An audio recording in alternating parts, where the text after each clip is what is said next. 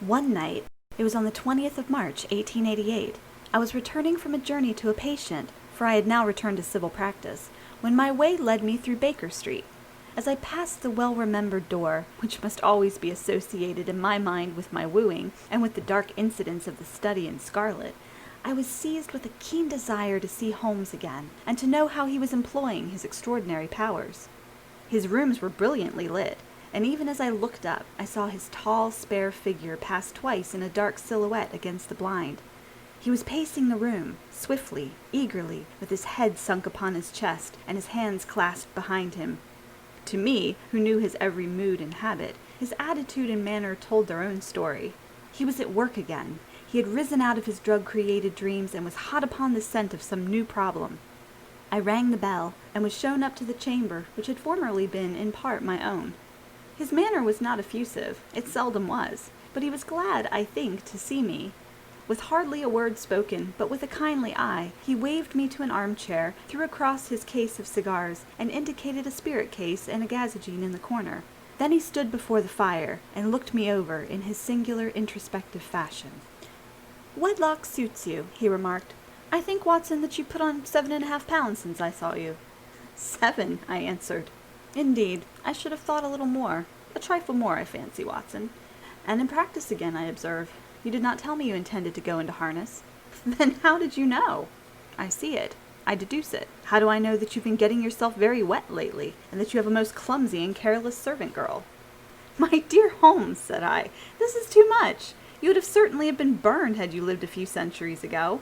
It is true that I had a country walk on Thursday and came home in a dreadful mess, but as I've changed my clothes, I can't imagine how you deduce it.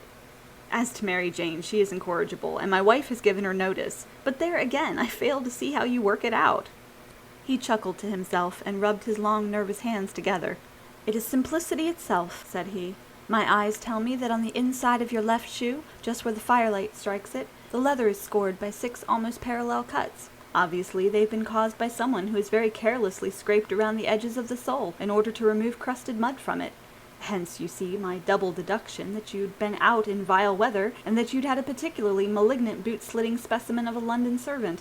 As to your practice, if a gentleman walks into my room smelling of iodoform, with a black mark of nitrate of silver upon his right forefinger, and a bulge on the right side of his top hat to show where he has secreted his stethoscope, I must be dull indeed if I do not pronounce him to be an active member of the medical profession."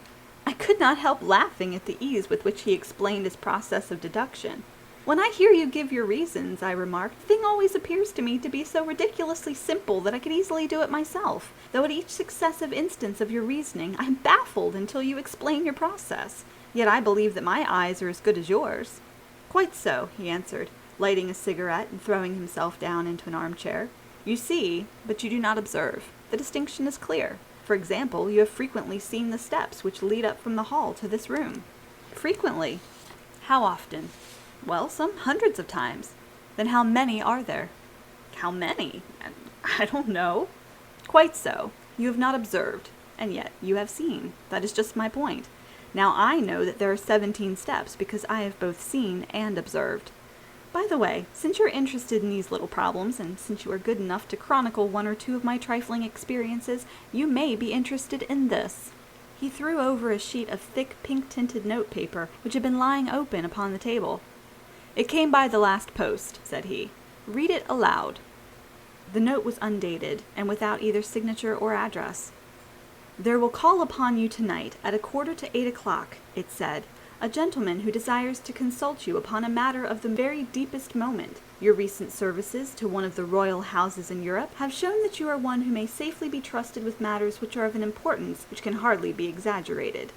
This account of you we have from all quarters received. Be in your chamber, then, at that hour, and do not take it amiss if your visitor wear a mask." "This is indeed a mystery," I remarked. "What do you imagine that it means?" "I have no data yet. It is a capital mistake to theorize before one has data. Insensibly one begins to twist facts to suit theories, instead of theories to suit facts. But the note itself, what do you deduce from it?" I carefully examined the writing, and the paper upon which it was written. "The man who wrote it was presumably well-to-do," I remarked, endeavoring to imitate my companion's processes. "Such paper could not be bought under 1/2 a crown a packet.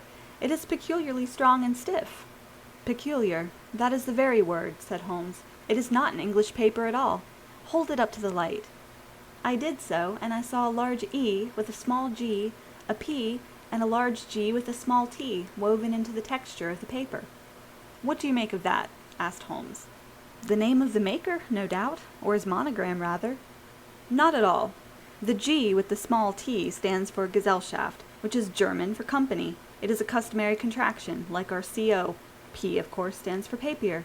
Now for the EG. Let us glance at our Continental Gazetteer. He took down a heavy brown volume from his shelves. Aglonitz. Oh, here we are. Egria. It is in a German-speaking country, in Bohemia, not far from Carlsbad. Remarkable at being the scene of the death of Wallenstein, and for its numerous glass factories and paper mills. Ha ha! My boy, what do you make of that? His eyes sparkled, and he sent up a great blue triumphant cloud from his cigarette. The paper was made in Bohemia, I said. Precisely, and the man who wrote the note is a German. Do you note the peculiar construction of the sentence? The account of you we have from all quarters received. A Frenchman or Russian could not have written that. It is the German who is so uncourteous to his verbs. It only remains, therefore, to discover what is wanted by this German who writes upon Bohemian paper and prefers wearing a mask to showing his face. And here he comes, if I'm not mistaken, to resolve all our doubts. As he spoke, there was a sharp sound of horses' hoofs and grating wheels against the curb, followed by a sharp pull at the bell. Holmes whistled. A pair by the sound, he said. Yes, he continued, glancing out of the window. A nice little brougham and a pair of beauties. 150 guineas apiece.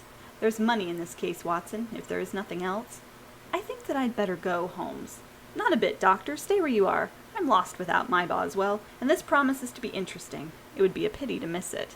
But your client? Never mind him. I may want your help, and so may he. Here he comes. Sit down in that armchair, Doctor, and give us your best attention.